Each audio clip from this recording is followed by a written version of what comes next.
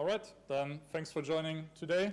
As announced, my name is Sebastian Esser, and I'm happy to present our paper entitled Utilizing Interdisciplinary Object Dependencies for Semi-Automated Model Updates.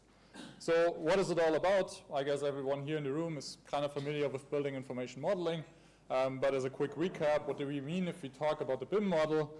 We typically have a digital asset in mind which contains semantic and geometric information. With such BIM models, we can do all sorts of use cases, including interdisciplinary collaboration, which typically happens according to the notation of federated models, according to ISO 19650. So what does it essentially mean? Well, every domain involved in our planning process kind of works independently of each other, have their own tools in place, and we only exchange the BIM models at distinct moments in a project. So this is also what I'd like to have a closer look on. We see here just three domains working together, while each domain is kind of evolving their BIM models. You see that in some situations we may create design alternatives, or we would also take maybe ideas from two different diverging models and consolidate them together in a merged model. And this is the process how it gets done. So there's a clear need for version control mechanisms to actually handle such time-evolving BIM models. This is what we have presented already in previous papers. But what I'd like to put a real emphasis on is now really this moment of data federation. So what happens here is that we take a BIM model or even an increment and share it with other disciplines. And this is not really automated. Of course, we have something like common data environments, which help us in doing the tooling, but there are certain gaps and problems. And this actually led us to our problem and research objective statements. So, well, typically if you receive a model from another domain, you're really confronted with some sort of tedious search to identify relevant changes.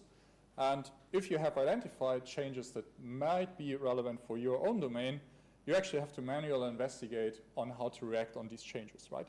So our proposal here is now to say, okay, well, we can apply incremental version control over these BIM models, which helps us to just get version control in place for one domain. But the idea is now to really utilize this information of captured increments and also send it to other domains and make benefit in other domains. So essentially, speaking about the image on the previous slide, we want to put a little bit of automation to these vertical arrows when we actually publish information to other domains. So how do we do that? Well, first of all, we actually have to gain some understanding about what objects or what dependencies are existent across different domains. For that, we start simple with the classical federated model approach that each domain is actually in responsibility for their respective BIM models. We do represent these models as labeled property graphs. And with these graph representations, we can then actually proceed and introduce the so-called conjunction graph. The conjunction graph consists out of the distinct BIM models, and we also introduce additional edges denoted here as alpha, which represent certain dependencies of objects across different disciplines, which you would not be able to capture in one discipline model.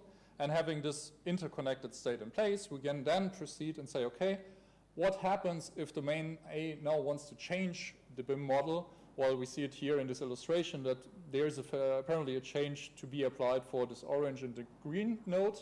And we can directly give an information to domain B, knowing that there is some sort of conjunction of these elements and an interdisciplinary connection. Again, to make this a bit more tangible, we can have a quick look on this screenshot from an office building where we see a couple of architectural elements and also HVAC elements. And naturally speaking, I mean, if you delete, or if the architect deletes one of the windows, you would also consider maybe a deletion or removal of the radiators. If you move a window, you would also move the radiator just to keep the overall building consistent, not only in data quality, but also in terms of how you engineer this built environment. So having this interdisciplinary connection in place, we can actually move on and have a look on how we envision to implement this into our collaboration setup now. For this, we do introduce a collaboration hub, which essentially follows the same principles as common data environments, but we add two key ingredients. First of all, we have this interdisciplinary conjunction graph that I was just explaining as part of this conjunction hub. So the hub itself can be already used to say, okay, if there's new information being sent to the hub, we can directly identify and inform other disciplines about, hey, there's a change. Just informing them is not really enough if I'm speaking about this potential little bit of automation, but we also need a bit more, and this is where the event register comes into play. Event register, consists of events, conditions, and actions. An event can be essentially anything. So for our case, it's mainly about new information is being released from one domain to the hub. With the conditions, we can do additional filtering to say, okay, well, we are only interested in information that is newly released from domain A, for example.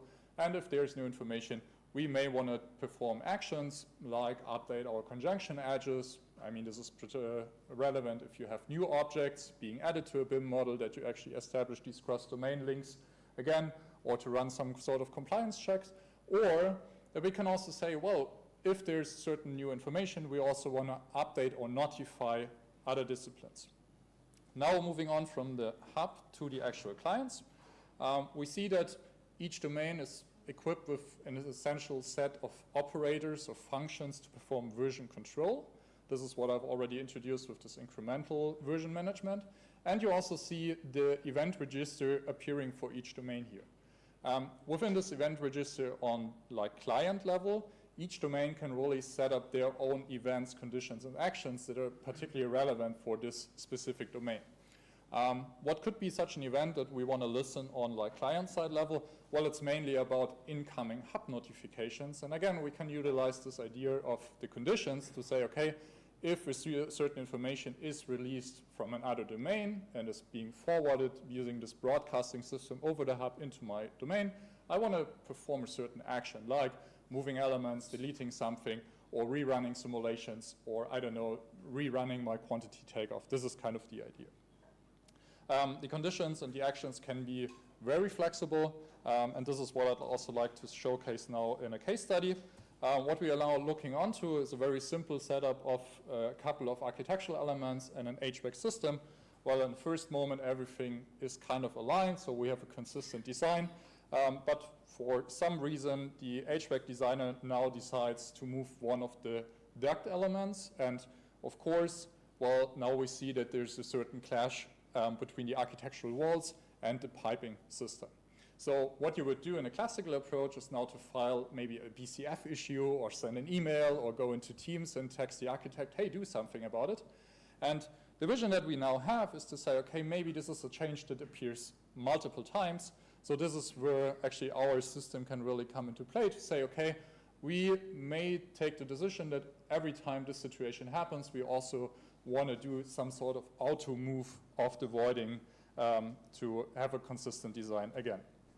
How do we do that? Well, first of all, we have to identify these conjunction edges.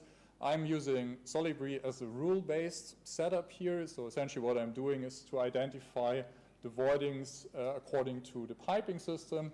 And I'm inserting these relationships then in my conjunction graph.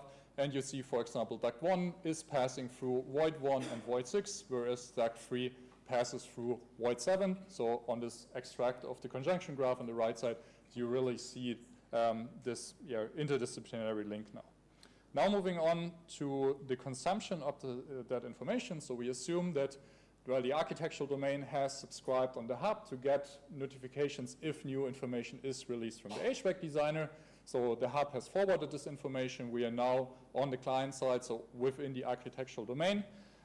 First of all, we have the event setup. You see here, okay, we identify that this information comes from the HVAC domain. We also have a field called affected components, which already give us the information about the affected voids that we have to consider. This is information that has been directly calculated on the hub side.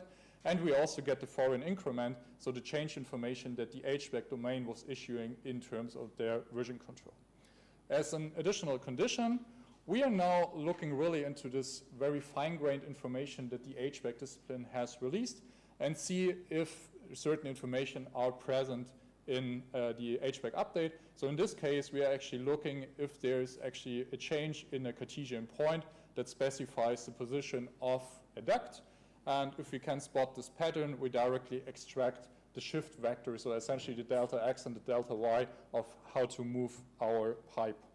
And lastly, we actually have the action that describes what we would actually do. So how do we react on this foreign update coming from another domain? This is pseudocode, but what we have decided for is to actually use visual scripting here. So in this case, it's Dynamo, to give the engineer really a visual tool to specify what should happen in case of such updates. To sum up, we have built a framework that helps us to capture automated change reactions based on foreign discipline updates. The system itself is pretty agnostic and sensitive to any type of event, condition, and also subsequent action. So it doesn't need to be a model change, but also maybe a rerunning of a calculation. And very importantly, the model author himself or herself remains full control over any action to be executed.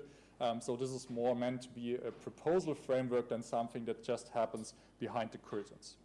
To name some limitations, well, of course, we must ensure that we can actually trace foreign updates, that they are actually expressed in a way that I can do this pattern matching.